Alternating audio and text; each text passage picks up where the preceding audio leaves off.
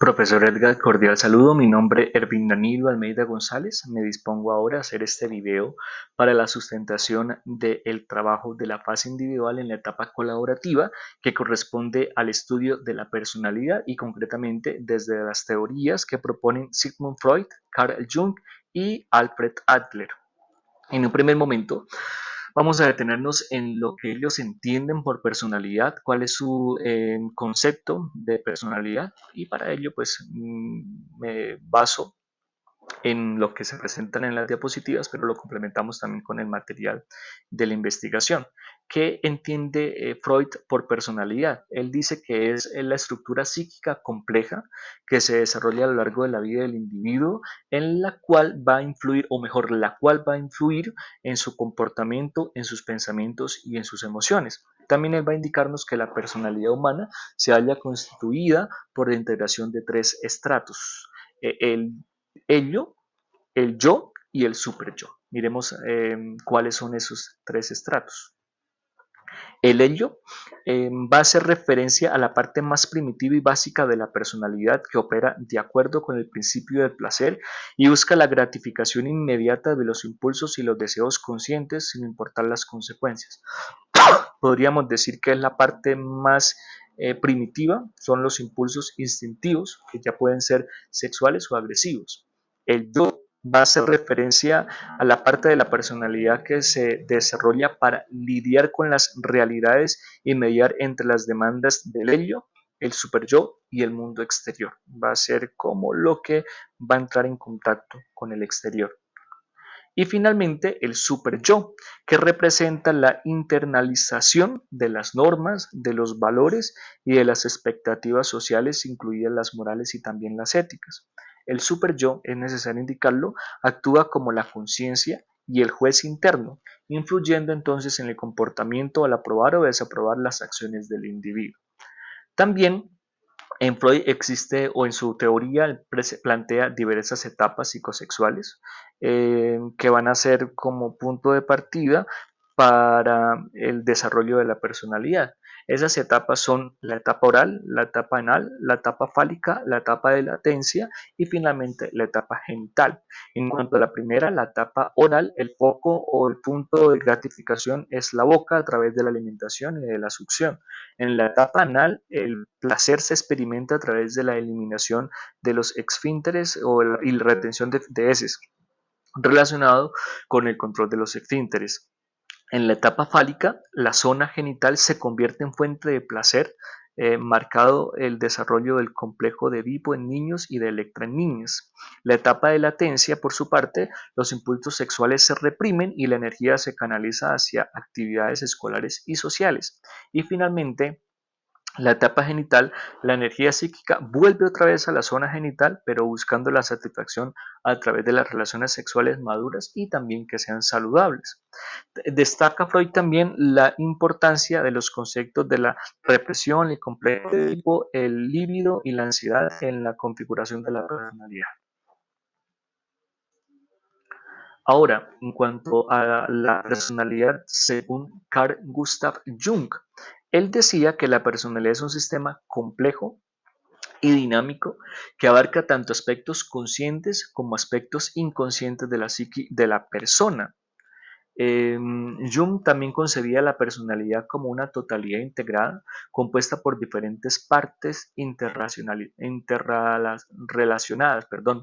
Creía que la personalidad se compone de diferentes partes que se interrelacionan, incluidos los conceptos del ego, del inconsciente personal y colectivo y de los arquetipos. Pues miremos rápidamente cómo entendía estos conceptos. El ego, que es similar al concepto del ego propuesto por Freud, en la teoría de Jung representa ese ego la conciencia individual y la identidad de una persona, podríamos decir eso.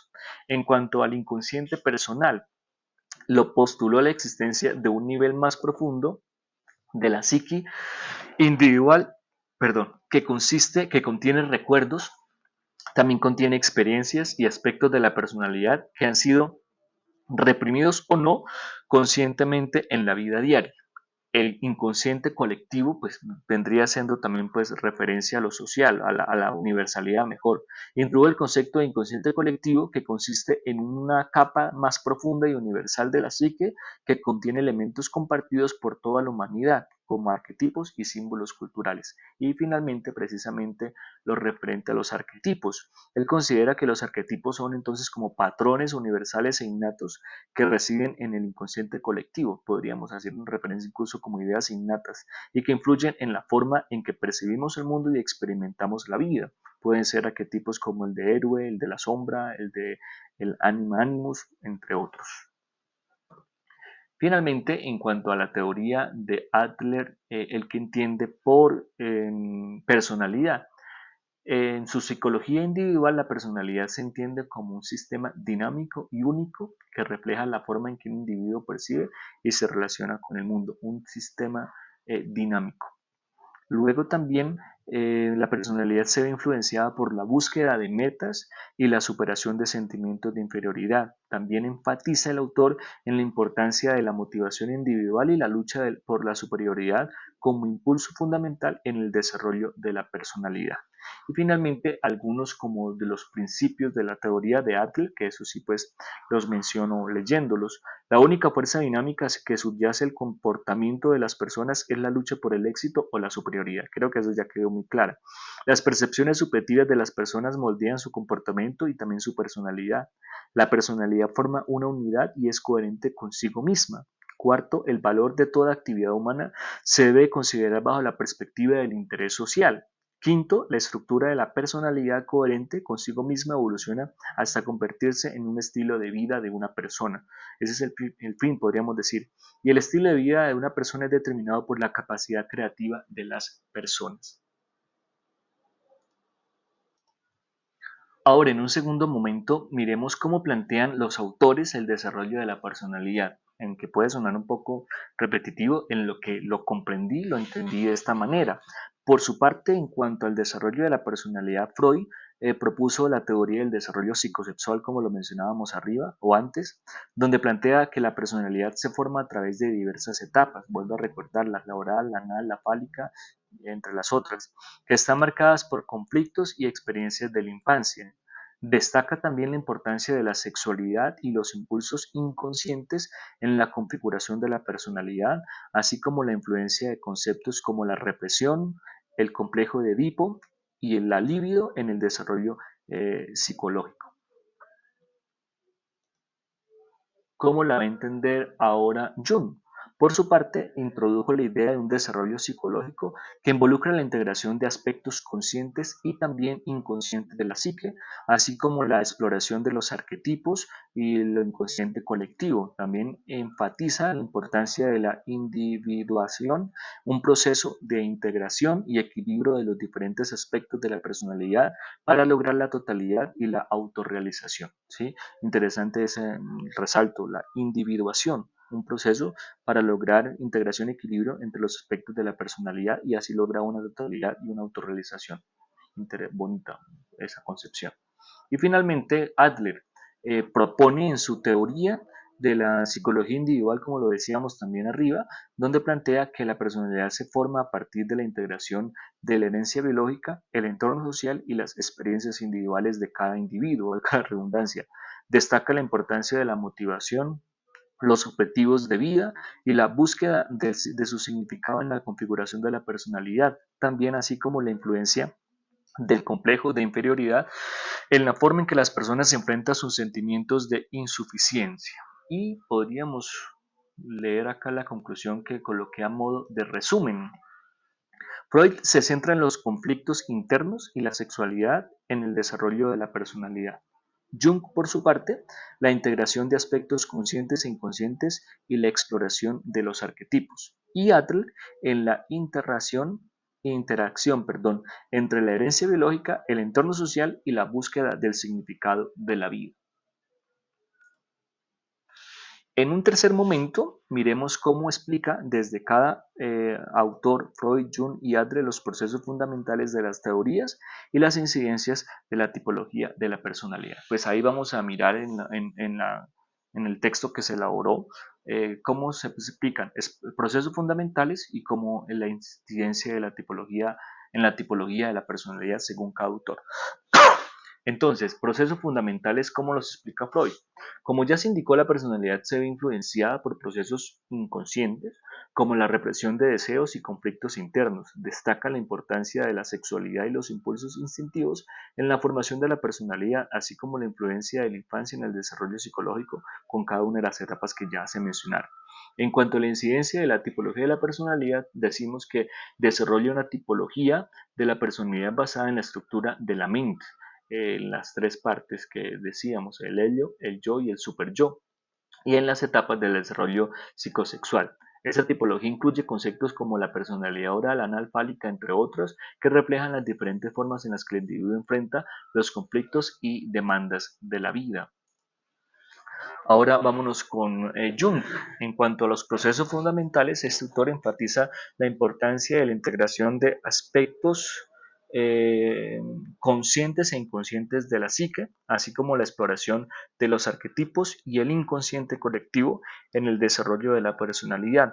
Propone también Jung eh, propone, perdón, que el individuo busca la individuación, un proceso de integración y equilibrio de los diferentes aspectos de la personalidad.